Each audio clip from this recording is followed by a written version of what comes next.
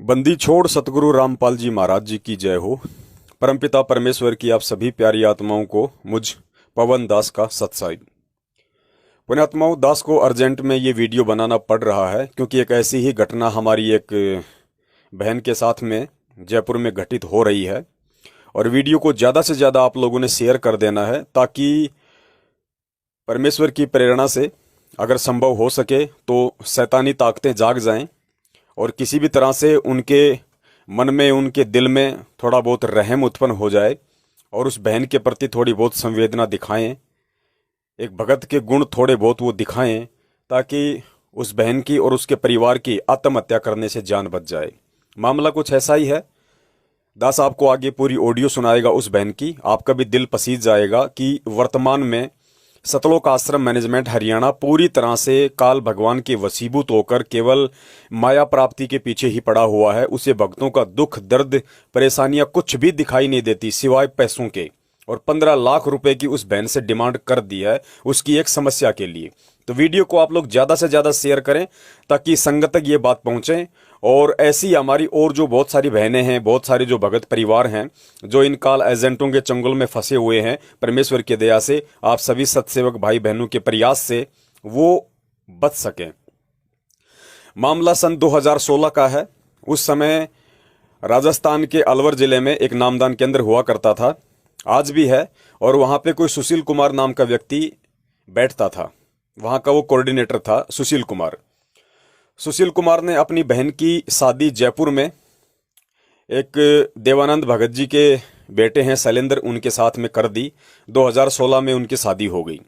शादी के कुछ ही समय बाद में अलवर के भक्तों ने सुशील कुमार, वहाँ का जो कोऑर्डिनेटर है, उसके ऊपर ये आरोप लगाते हुए मैनेजमेंट के पास में एक अर्जी भेज दी कि सुशील कुमार को यहाँ से हटाया जाए क्योंकि ये रात को लड़की लेके आता है और जब हम इसका विरोध करते हैं तो ये भक्तों के साथ में गाली गलौज करता है, मारपीट करता है। मुझे नहीं पता इस घटना में कितनी सच्चाई है, लेकिन ये अलवर के भक्तों ने खुद अपने हस्ताक्षर करके और सतलोक आश्रम मैनेजमेंट हरियाणा के पास में भेजा था उसको चेंज करने के लिए। तो जब ये सारी बातें हुई उसके बाद में अब जो हस्ताक्षर जो किए थे वो जयपुर से उसने अपनी बहन की शादी की थी, उन लोगों ने भी हस्ताक्षर करके मैनेजमेंट को भेज दिए थे अलवर के भक्तों के कहने पे। तो सुशील कुमार जो कोऑर्डिनेटर था उसने क्या किया, वो जयपुर में गया अपनी बहन के ससुराल वालों के वहां और ये कहकर कि भाई मेरी बहन का एक बीए का पेपर बाकी है, इसको आप मेरे साथ अलवर भेज दो। वो अपनी बहन को परीक्षा देने की कहकर वापस अलवर ले आया। 15-20 दिन होने के बाद में जयपुर वाले भक्तों ने यानी ससुराल पक्ष ने उनसे कहा कि भाई अब तो उसका पेपर हो गया होगा, आप उन्हें जयपुर भिजवा दीजिए। तो सुशील कुमार ने कहा कि आप लोगों को आके लेके जाना पड़ेगा और मेरे घर आने की जरूरत नहीं है, आपको अलवर नामदान केंद्र पर ही आना पड़ेगा। जयपुर वाले भगत वहां गए, लेकिन वहां जाने के बाद में सुशील कुमार ने उनको मतलब नहीं भेजा, अपनी बहन को जयपुर उसके ससुराल में नहीं भेजा और उल्टा अपनी बहन की सास, ससुर, देवर, इन सब के खिलाफ 4-5 धाराएं एफआईआर उन्होंने करवा दी। कुछ दहेज की, कुछ मारपीट की, कुछ प्रताड़ना की, कुछ ऐसी उसने एफआईआर लिखवा दी और जयपुर वाले भगत वापस जयपुर लौट आए। मामला काफ़ी समय बीत गया, आज भी अलवर की कोर्ट में मामला ट्रायल है। उसके बाद में जो जयपुर वाली जो बहन है, जो उसकी सास थी यानी शैलेंद्र की जो माँ थी, उसने बेचारी ने मामले को शांत करने के लिए कि भाई चलो भक्तों का मामला है, आपस में बेइज्जती होगी, परमात्मा की बदनामी होगी, उसने काफ़ी कोशिशें की। इन विगत 3-4 वर्षों में 2016 से आज 2021 तक उसने बहुत कोशिश की मामले को शांत करने की, किसी भी तरह से सुलह हो जाए। उसके लिए उस बहन ने सतलोक आश्रम मैनेजमेंट हरियाणा के यहाँ पे सैकड़ों की संख्या में अरदास लगाई। महेंद्र के लड़के अमित के पास में फ़ोन किया, अंजू मंजू के पास फ़ोन किया, प्रार्थना के नंबरों पे फ़ोन किया। हर बार उस बहन को एक ही आदेश दिया जाता कि भाई ज्योति करवा दो, पाठ करवा दो, ज्योति करवा दो, पाठ करवा दो। राजस्थान के स्टेट कोऑर्डिनेटर प्रकाश माली के पास में तो इतनी अर्जी लगाई उस बहन ने जिसकी कोई हद नहीं। हर बार ज्योति पाठ, ज्योति पाठ, ज्योति पाठ कि जयपुर के नामदान केंद्र पे ज्योति पाठ। और पुण्यात्माओं, आज मामला यहां तक आ गया कि बहन को अपनी ऑडियो बनानी पड़ी किसी भगत भाई के साथ में। वो उस बहन का रो रो के ये कहना है कि भगत जी, अगर ये परमात्मा का ज्ञान अगर मेरे पास नहीं होता तो मैं कब की इस भक्ति मार्ग को छोड़ चुकी होती। इन भक्तों के आचरण को देखते हुए, इस मैनेजमेंट के कुकर्मों को देखते हुए, इनके आचरणों को देखते हुए रो रो के वो बहन अपनी व्यथा बयान कर रही है कि आप जयपुर नामदान केंद्र का, जहां के प्रहलाद जी जहां के नामदान संचालक हैं, वो कह रही है कि जयपुर नामदान केंद्र पे जाके भगत जी आप वहां का रजिस्टर देख लीजिए, 1 लाख से ऊपर का तो मैं पाठ पाठ करवा चुकी हूं, ज्योति की तो कोई गिनती नहीं है। 1 लाख से ऊपर का, और मैं तंग आ चुकी हूं पाठ करवा करवा के। अब मेरा विश्वास उठने लगा है और मेरी स्थिति यहां तक आ गई है कि मैं कब आत्महत्या कर लूं मुझे कुछ नहीं पता। हम लोग बिल्कुल रोड पे आ चुके हैं, दाने दाने को मोहताज हो चुके हैं। और अंत में जब मैंने रो रो के गुरुजी के परिवार के पास अरदास लगाई तो गुरुजी के परिवार ने कहा कि हम मामले को शांत कर देंगे, हम आपका आपस में सुलह करवा देंगे, लेकिन इस एवज में आपको 15 लाख रुपए देने पड़ेंगे। पुण्यात्माओं, 15 लाख रुपए की डिमांड गुरुजी के परिवार ने, सतलोक आश्रम मैनेजमेंट हरियाणा ने उस बहन से, जो बिल्कुल निर्दोष है, जिसका कोई दोष नहीं है किसी भी प्रकार का, उस परिवार से सुलह करने के लिए 15 लाख रुपए की डिमांड आज वर्तमान में उन्होंने रखी हुई है 2021 में। अब वो बहन कहां से 15 लाख का इंतजाम करे और क्यों करे, आगे आप उस बहन की खुद की ऑडियो सुनिए। मुझसे पूरी ऑडियो नहीं सुनी गई, आप अगर सुन सके हैं तो सुनिए।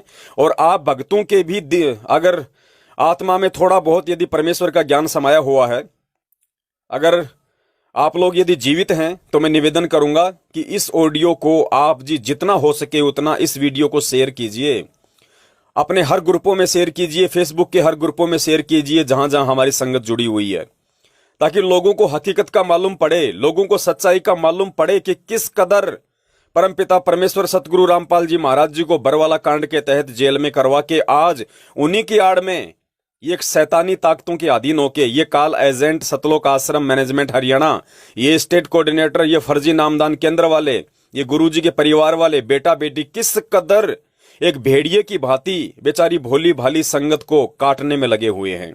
इनका मकसद केवल पैसा इकट्ठा करना है, केवल प्रॉपर्टियां बनानी है। गुरुजी जाए भाड़ में, संगत जाए भाड़ में, भक्ति जाए भाड़ में, हमें केवल पैसा चाहिए, पैसा। तो पुण्यात्माओं, जो बर्ताव वर्तमान में ये सतलोक आश्रम मैनेजमेंट हरियाणा संगत के साथ कर रहा है, ऐसा बर्ताव आपको जगत में भी देखने को नहीं मिलेगा। जगत के अज्ञानी लोगों से भी कितने गए गुजरे किस्म के ये व्यक्ति हैं। तो सावधान आपको भी हो जाना है। हम तो पिछले 7 साल से चिल्ला ही रहे हैं, लेकिन जब तक ऐसी घटनाएं आप लोगों को सुनने को नहीं मिलेंगी तब तक आप लोग अंदर से जागोगे नहीं। इसलिए आप लोगों को जगाने के लिए, बाकी सोई हुई संगत को जगाने के लिए कि वर्तमान में इस धरती पे यदि कोई शैतान का एजेंट है जीते जागते रूप में, तो सतलोक आश्रम मैनेजमेंट हरियाणा है। और आप सभी ने गुरुदेव की हिसार जेल से बाहर आने तक चाहे लगे 2 साल, चाहे लगे 5 साल, सावधान रहना है। एक नया पैसा भी दान धर्म ज्योति पाठ के नाम पे इनको नहीं देना है। इनके किसी भी नामदान केंद्र पे नहीं जाना है। किसी भी इनके फर्जी आश्रमों में, चाहे भिवानी हो, चाहे मुंडका हो, चाहे रोहतक हो, कहीं भी नहीं जाना है। गुरुदेव के जेल से बाहर आने तक आपने केवल अपनी भक्ति करनी है, अपना रोजी रोटी के लिए जो कर्म है वो करना है। 10वें अंश का पैसा निकाल के अपने अकाउंट में रख दो या अपने घर में रख दो, बाकी किसी भी कुपात्र को 1 रुपया मत दो। आज देखिए खुद वो बहन इन परिस्थितियों से जूझ रही है, और कहीं ना कहीं गलती उस बहन की सिर्फ ये रही है कि उसने अनजाने में पहले इन कुपात्रों को दान किया। और गुरुदेव कहते हैं अगर कुपात्र को दान करोगे तो दोनों को परिणाम भोगना पड़ेगा।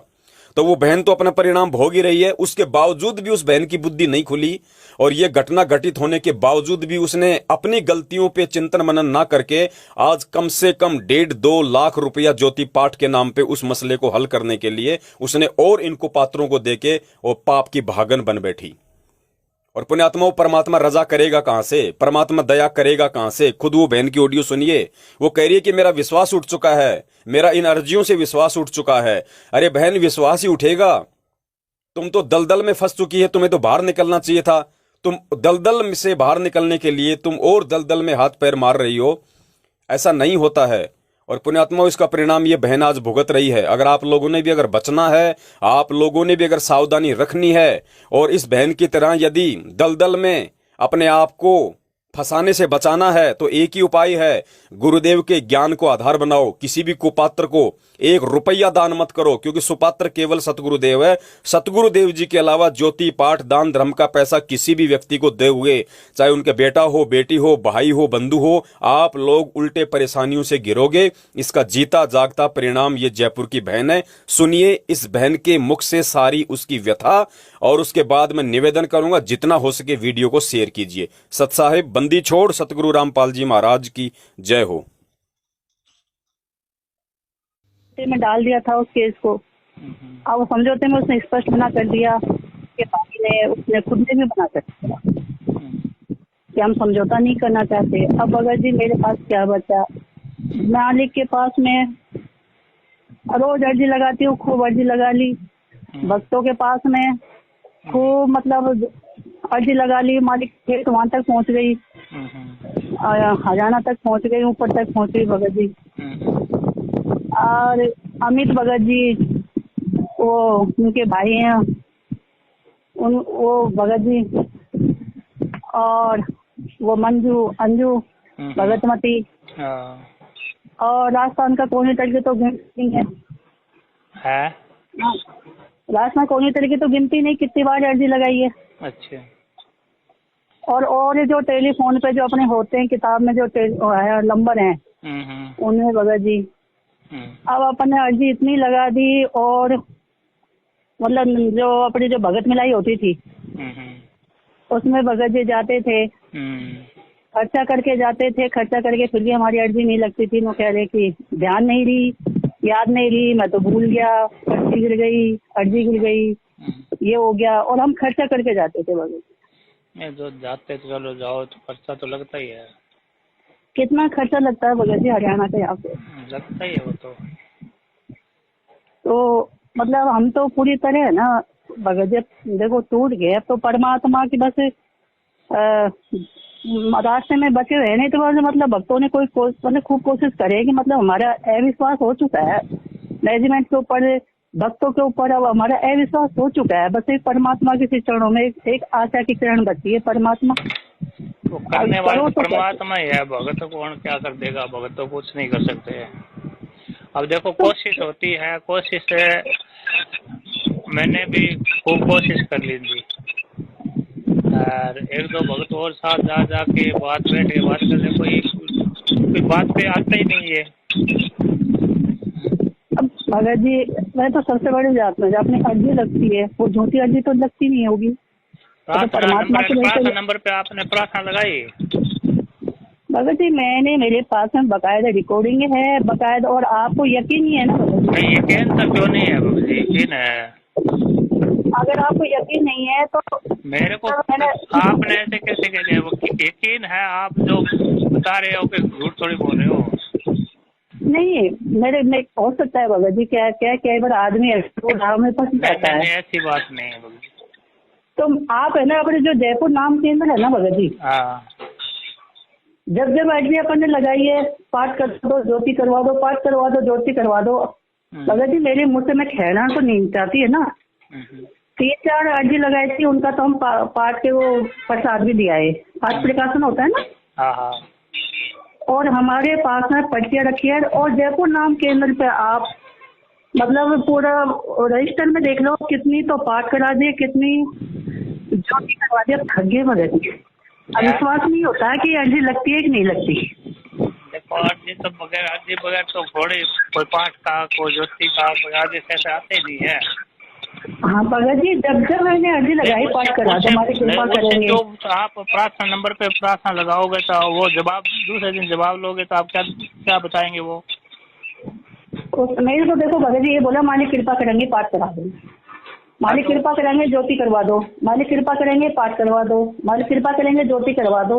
अपने जयपुर नाम केंद्र पे बकायदा रजिस्टर में आप देख सकते हो कितने पाठ हो गए, कितनी ज्योतियाँ हो गई है।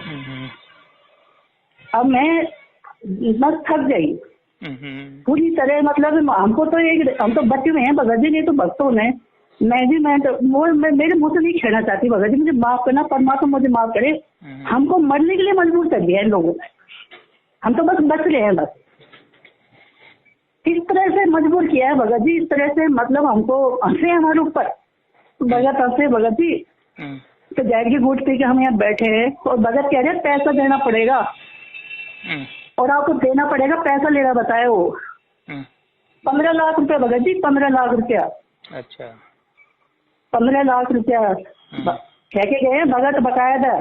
अच्छा हाँ तो मतलब देना पड़ेगा, कोई जुर्म जुर्म थोड़े कर दिया हमने, 15 लाख देना पड़ेगा, काय का देना पड़ेगा भगत जी। मैं मेरे मुंह से नहीं कहना चाहती, कोई लाखन से तो ऊपर तो पार्ट हो गया। ज्योति की अलग, ज्योति की गिनती आप है ना, नाम के तक बकाया है, रजिस्टर में एंट्री है।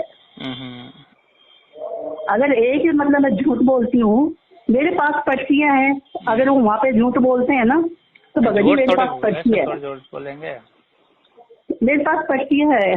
4-5 का मैं पावर ले आई हूँ, तो प्रसाद आता है एक बार तो, मतलब 2-3 बार तो मुंडका से लेके आई थी, 2 बार मैं भिवानी से लेके आई हूँ।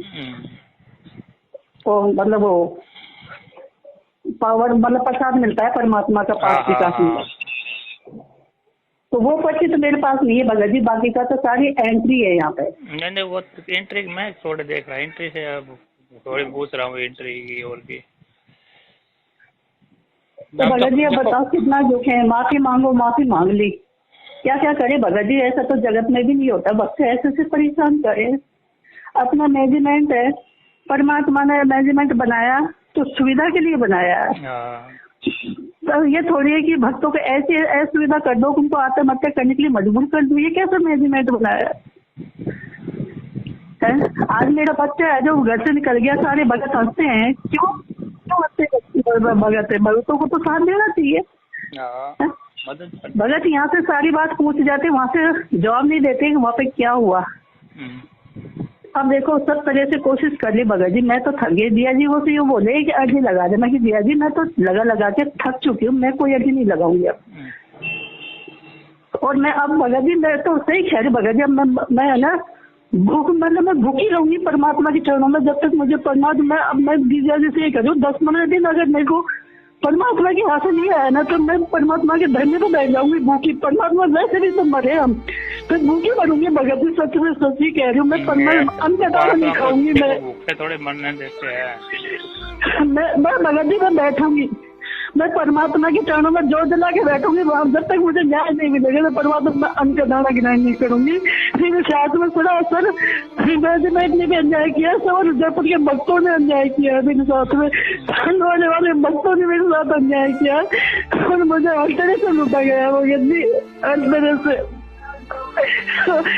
मैं हर तरह से परेशान हो रही हूँ, कोर्ट केस में तो कोर्ट केस में परेशान हो रही हूँ, मेरे से परेशान कर रखा। ये कौन सा न्याय है परमात्मा का? मैं परमात्मा के मैं मुँह हड़ताल करूँगी परमात्मा के चरणों में, परमात्मा अनुग्रह नहीं करूंगी। मैं दिया जैसे कह दी मैं 20 दिन दे रही हूँ तुझे दिया दी, तो कुछ करे तो 20 दिन के बाद में मैं परमात्मा के चरणों में बैठूंगी। मैं अनुग्रह नहीं करता, मर जाऊँ, क्योंकि मेरे साथ में अन्याय हुआ है भगत जी, मेरे साथ अन्याय हुआ है भगत जी। मेरा बच्चा इतना टेंशन में रहता है भगत जी, बहुत है ये सारा भगत जी। हम बस बचे हुए हैं भगत जी, इससे बचे हुए हमको सारे जयपुर के बच्चों ने कर रखा है हमारे ऊपर भगत जी।